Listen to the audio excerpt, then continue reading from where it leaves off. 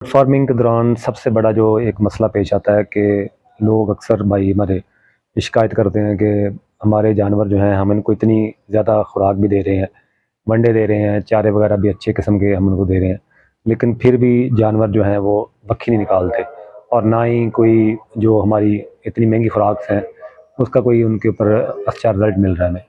तो आज इसी के ऊपर सारी हम बात करेंगे कि क्यों जानवर कमज़ोर रह जाते हैं और इतनी महंगी खुराक के बावजूद, वनडों के बावजूद जानवर हमारे जो हैं वो सही से ग्रोथ नहीं करते। तो सारी इसी के ऊपर बात करेंगे। मैं हूं मोहम्मद उस्मान, आप देख रहे हैं हमारा YouTube channel goat farming tips. एक नई वीडियो के साथ आपकी खिदमत में हाज़िर है। तो जितने भी न्यू व्यूअर्स आए हैं चैनल पे, तमाम से रिक्वेस्ट है हमारे चैनल को सब्सक्राइब कर लें ताकि जितनी भी न्यू वीडियोज़ आ रही हैं गोट फार्मिंग के मालूमात के रिलेटेड वो आपको इन टाइम मिलती रहे।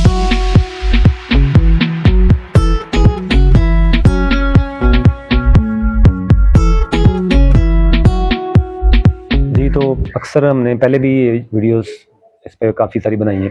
हम भाइयों को गाइड भी करते रहते हैं, कॉल्स पे भी गाइड करते रहते हैं। लेकिन जो मोस्टली जो लोग हैं, जो हमारे भाई हैं, जो शौकीन हज़रात इसमें गोट फार्मिंग के दौरान बेशक बकरे की फार्मिंग कर रहे हैं या बकरियों की फार्मिंग कर रहे हैं, उसमें गलती क्या करते हैं जिसकी वजह से उनका सारा जो पैसे इतने लगाए होते हैं और इतने सारा जो खर्चा करते हैं हम फार्मिंग के ऊपर, वो सारा ज़ाया जाता है। हमारे बकरियां या बकरे, उनकी सही से हमें ग्रोथ ही नहीं मिलती। उनकी जो हमें चाहिए जिस तरह है उनके ऊपर बालों के ऊपर शाइन या उनकी जो सेहत है, जैसे हड्डियाँ सी निकल आती हैं, वो सारी क्यों नज़र आने लग जाती हैं ऐसे। तो इसकी एक मेन वजह जो है वो यही है कि हम जो है सारा कुछ देते हैं, वनडे भी देते हैं, चारे भी बहुत अच्छे देते हैं, विटामिन भी हर चीज़ पूरी करते हैं, लेकिन उसके साथ साथ हम जो है मसाले का इस्तेमाल नहीं करते।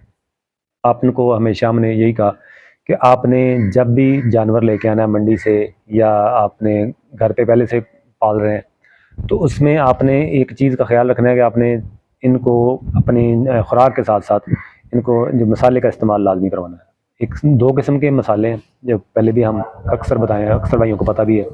एक तो हरा मसाला, एक खुश्क मसाला है, जिसमें हम हर चीज़ जो है वो खुश्क, जैसे कि ये अजवाइन हो गई, नमक हो गया, नमक सफ़ेद है, नमक काला नमक है, उसके अलावा मीठा सोडा है और ज़ीरा है, काफ़ी सारी चीज़ें हैं, कौरतुम है। तो ये सारी चीज़ें हम इनको ग्राइंड करके तो एक मसाला तैयार करते हैं। बकरियों को या बकरों को हम देते हैं।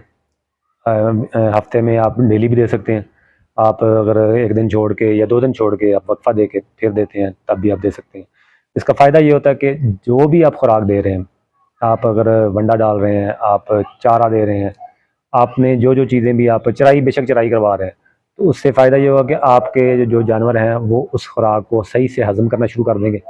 अक्सर लोग ये भी करते हैं कि हम जो है साबुत गंदम देना शुरू कर देते हैं। तो बाज़ औक़ात वो ये होता है कि साबुत गंदम जो है वो मेंगनियों के ज़रिए बाहर निकलना शुरू हो जाती है। वो उसका फ़ायदा तो हमें कोई नहीं होता, हम इतने पैसे भी ज़ाया करते हैं। तो उसकी यही रीज़न होती है कि जो बकरा या बकरी जानवर जो है आपका, वो सही से उसका हज़म नहीं कर रहा होता। उसके पीछे यही है कि आप उसको साथ-साथ कोई ना कोई उसके वनडे में मसाला वग़ैरह उसमें नहीं देते। बेशक हरा मसाला हो गया या सूखा मसाला हो गया।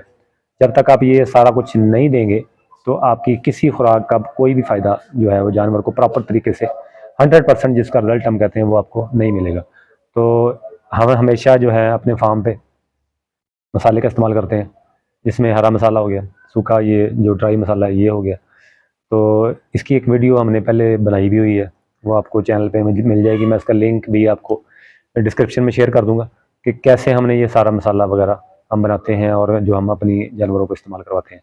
आपने वो सारा तरीक़ाकार देख के उसके मुताबिक जो है वो मसाला बना लेना है और हफ़्ते में कम से कम, ज़्यादा ना आए सही, लेकिन कम से कम 3 दिन तो आपने लाज़मी अपने बेशक डायरेक्टली इसको खिला दें उसके चम्मच के ज़रिए, या फिर अगर डायरेक्ट नहीं देना चाहते आप, तो आप जो भी आप वंडा इस्तेमाल कर रहे हैं, जो आपके पास जो भी आप वंडा इस्तेमाल कर रहे हैं, उसके अंदर आप 2-2 चम्मच जो है ये मसाले के आप डाल दें। जी, तो ये मसाला हमने बना लिया था पहले से, तो पहला हमारा ख़त्म हो गया था, तो आज हमने फिर दोबारा से इसको बनाया। इसमें नमक की मिक़दार हमने ऐड नहीं की थी, तो नमक हम इसमें ऐड करने लगे। तो बाकी आपने वो वीडियो पे से जो डिस्क्रिप्शन जो है उसमें देख लेना लिंक कि कैसे हमने मसाला जो है वो तैयार किया। तो इसी तरह आपने एंड पे उसके ऊपर नमक डाल देना है। बाकी सारी चीज़ें आपने पहले से ग्राइंड कर लेनी है और नमक जो है वो एंड के ऊपर आपने डालना लाजमी, और इस तरह आपने इसको मिक्स कर देना है। और बाद में आपने इस तरह मिक्स खिलाना चाहें, बेशक आप डायरेक्ट मुंह में चम्मच के ज़रिए खिला रहे हैं या फिर आप वनडे के ज़रिए आप वनडे में इस्तेमाल कर रहे हैं तब भी ठीक है। अगर आप डायरेक्ट मुंह में डालते हैं फिर भी ठीक है, लेकिन आपने देना ज़रूर है, तभी आपको जो है वो सही से रिज़ल्ट मिलेगा। आगे नेक्स्ट हमारी ईद आ रही है, छोटी ईद, तो अक्सर हमारे भाई जो हैं वो कुर्बानी के जानवर पाल रहे हैं, कुछ जो है फार्मिंग के तौर पे पाल रहे हैं, कुछ अपने घरों के लिए पाल रहे हैं। तो आपने जो अपने कुर्बानी को जानवर को आपने तैयार करना है, उसमें आपने उसको वनडे वगैरह देनी है या सारी चीज़ें आपने जो भी चीज़ें देनी है, उसके साथ साथ ये वाला जो है ये लाजमी देना आपने, ताकि जो कुछ भी आप खुराक दे रहे हैं वो उसके जिस्म को है जो है वो सही से लगती जाए।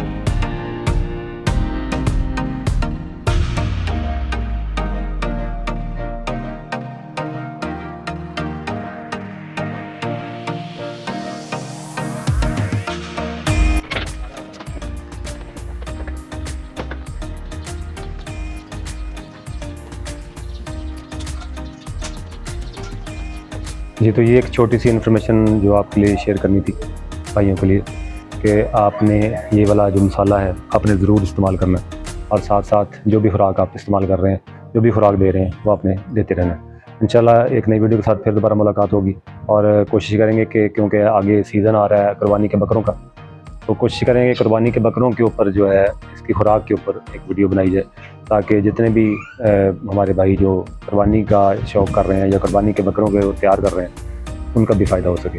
अगली वीडियो तक इजाज़त दें, इंशाल्लाह एक नई वीडियो के साथ फिर दोबारा मुलाकात होगी। और जितने भी न्यू व्यूअर्स आए चैनल पर, तमाम से एक दफ़ा फिर रिक्वेस्ट है हमारे चैनल को सब्सक्राइब कर लें, ताकि जितनी भी न्यू वीडियोज़ आ रही है हमारी के गोट फार्मिंग के रिलेटेड आपको इन टाइम मिलती रहे।